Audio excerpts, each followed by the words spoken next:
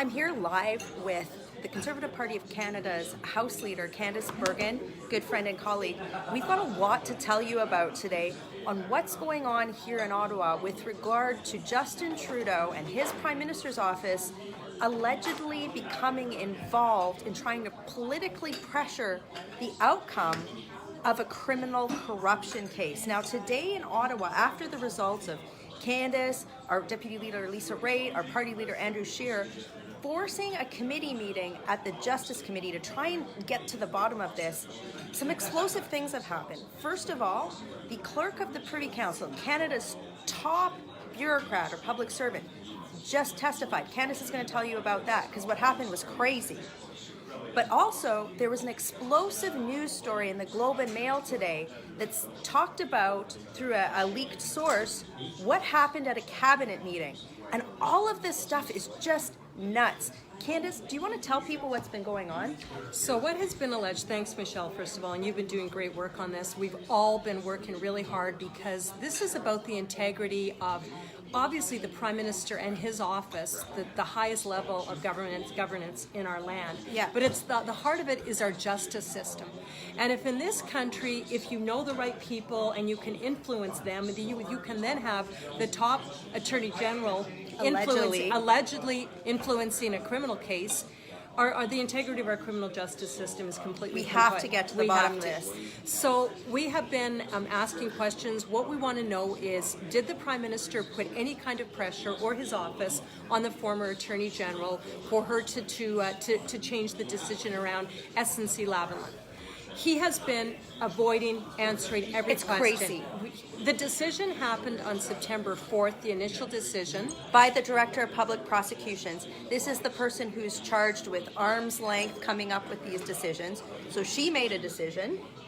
Subsequent to that, the Prime Minister met with the then Attorney General. So that would have been on September 17th was the date, I believe. Yes. So we've been asking the Prime Minister, simple question. Did you know about the September 4th decision before you met with her on September 17th? Couldn't answer it. Well, he wouldn't. We already know they had discussed it because he had, remember when he was giving his explanation a week ago, he'd said, I reminded her the decision was hers and hers alone.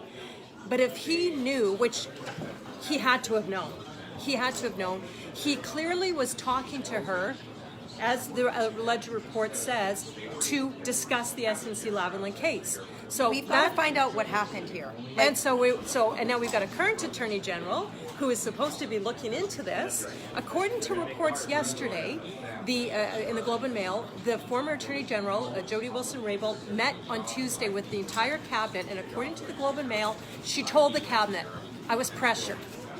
Now that cabinet, if they were told that, the Attorney General should be disclosing that. He now has been told that something's happened. Or at the minimum, he should say, I got to get to the bottom of this, which he's not. Today he was in committee. It's unbelievable, the massive cover-up that seems to be going on. So, and further to what you just said, the current Attorney General, David Lametti, he was actually on a television show about a weekend ago, and he actually said, I'm going to take the Prime Minister's word for Whatever this. the Prime Minister says, nothing to see here. Like, this is just crazy. This is what happens in other countries, okay? It doesn't happen in Canada, but it seems to happen in other countries that Prime Minister Trudeau's already said he admires.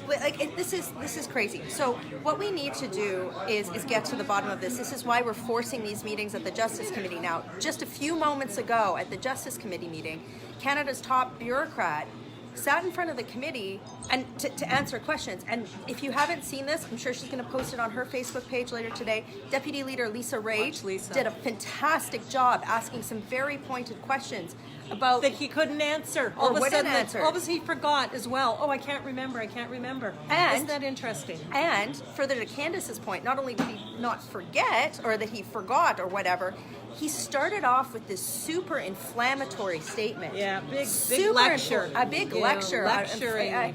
You know, just I've never seen political. It was very political. You have to appreciate that the Clerk of the Privy Council, or Canada's top bureaucrat, the person who's in charge essentially of every bureaucrat across the country, is supposed to be nonpartisan and non-political, and came out with a very political statement. Now, why did he do this? Well, you tweeted this, Michelle, and you're right. You know, I would surmise, or I would guess, that he did this this very political statement. It had nothing to do with the questions that he was being asked or why or being there. I would surmise that he did this to deflect the attention away from these allegations.